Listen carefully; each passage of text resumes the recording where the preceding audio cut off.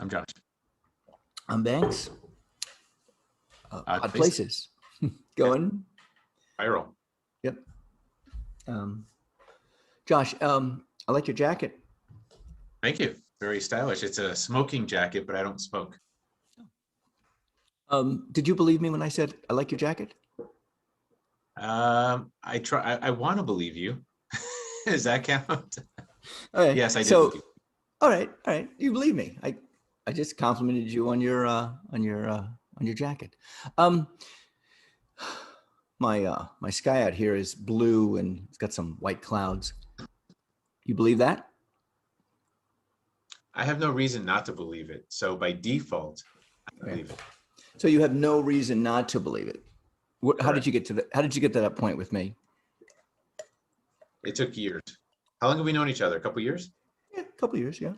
Yeah. It's just not something I would expect you would lie about, nor is it important enough to lie about. So I'm going to default to believe you. You could be lying though. You definitely could be lying. I could be lying. However, you have taken me for my word, and you're going to believe me. All right, so let's get into something a little heavier. I don't know how to say this. I can't say it. I'm trying to say something that. All right, Josh. Everything is fake news. Everything you read on the internet is fake news. Do you believe that? I've just said that to you. Do you believe what I said? I don't believe that because I know better. And you know better because how? How do you know better? Because I've read news articles that have had actual facts in it.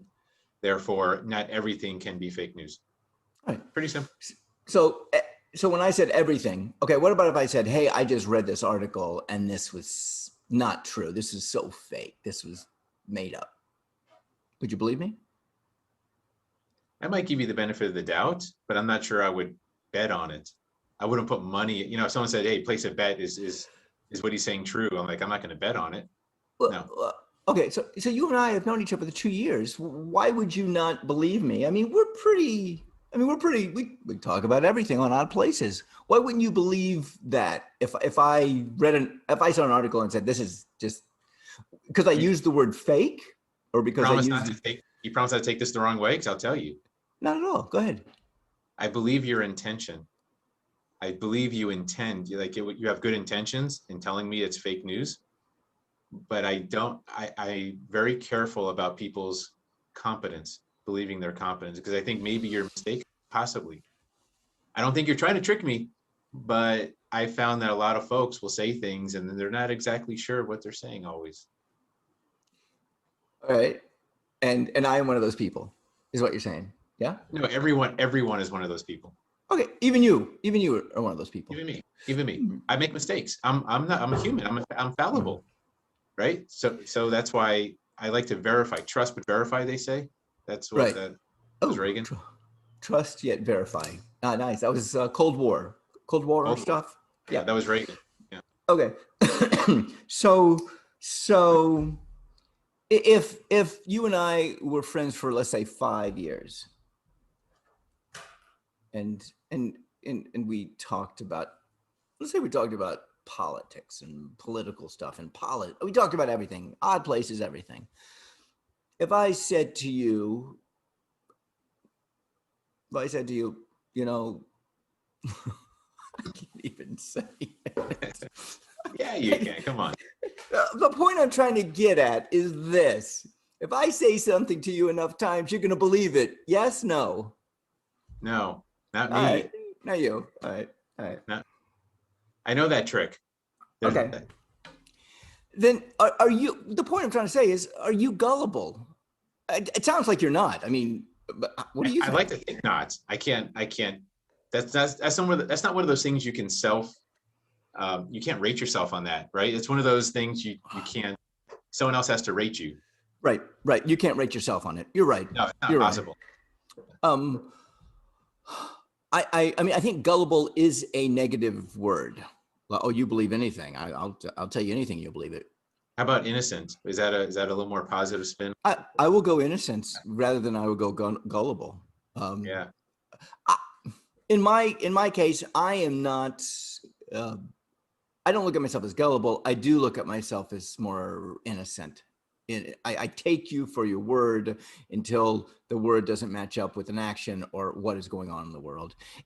However, if I gave you a diet for 5 years of lies, you're not that kind of a person. You wouldn't believe it. However, when you were a kid, let's say when you were a kid and you were growing up, your mom and your dad told you things, maybe Easter Bunny things, maybe Santa things, and you believed it. What about the Easter Bunny? What do you mean? Okay, don't about the Easter Bunny now. No. The point I'm saying is, how come you're, in my opinion, are not gullible, and millions of people are gullible? I mean, in our country. Well, in the maybe world. part of it is I grew up as a skeptic. I'm a skeptic. I'm naturally skeptical. Okay. Don't you think those people out there that think this was a fraudulent election are skeptical? That's No, skeptics. they're gullible. No. Gullible. That's literally the definition of gullible. Believing something with zero evidence. That's called religion. That's called gullibility. There's lots of words for it. Okay. That's not skepticism. Absolutely not. No. Okay. I'm gonna be on their side for a minute. Oh yeah, all along our whole lives we have been told this is how elections are run, and you know what? You can't even do it. It's like we might as well try and convince each other that pink elephants exist. Okay. Like that. That's what we're talking about. We're talking about pink elephants. Okay. I say they exist. Prove me wrong. Okay. That's their argument. Pink elephants exist. You prove me wrong. It's not possible. Okay. So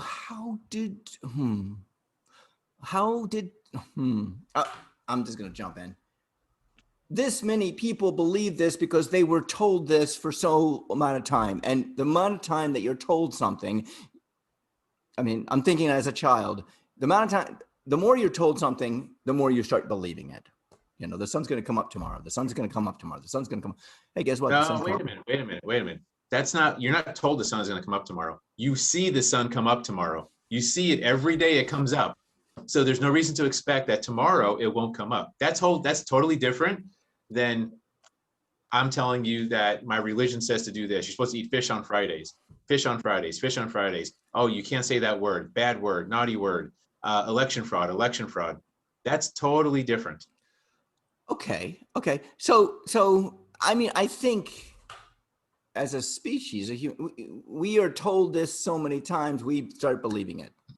Yeah. Okay, that's what we do, and I'm putting myself collectively in there because I might have believed stuff that was like, really, that wasn't the truth. Now,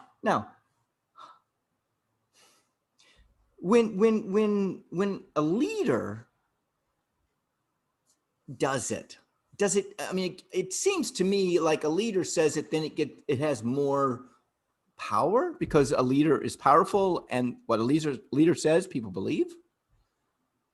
Well, there's two things. One, so I'm not going to call him a leader. We'll just say a person in political power. Okay. They have a big microphone. Mm-hmm. You have a big microphone, and you have a lot of gullible people that want to believe what you're saying. They want to be the victims. They want someone else to be at fault. They want to be there's this, so we talk about victim mentality, but there's also this martyr mentality that people get into where they want to be the underdog. They want to be the scrap. You know, we're all in the trenches together. We're gonna fight this out. We're gonna do what's right. All these people are holding us down. Like people almost want to put themselves into a disadvantaged position to be the underdog so that they feel justified in fighting for what they want to believe anyways. This is way too deep probably to get into on this. No. What you're saying is we're a dog chasing our tail, and we never get it. We just continually. So you're saying we got to get out of the martyrdom concept or mindset, or we have to get out, or we have to get out of, we have to jump out of the victim mindset and get into a position of empowering. Like, wait a minute, what is going on? I read an article about a woman in Dallas who rented a private jet, went up, was part of the insurrection. She believed it. The FBI came and picked her up and took her in somewhere, I guess, to jail. And she realized what she had gotten into. She realized, and she was like, I've been fed this diet, and I felt kind of sorry for her. I felt like, oh my God, there is a reckoning. There is a moment of saying, whoa, Yes. I really messed up. I'm not a martyr. I'm not a victim. I'm in jail, or I'm gullible. I'm oh, an idiot. I'm whatever. yeah. But here's the thing: that ignorance is not a proper defense. You can't use that even in a court of law. You can't say, "Well, I didn't know the law, so therefore I should be set free." That's not a viable defense. I'm Banks. I'm Josh. Odd Places going Viral. viral.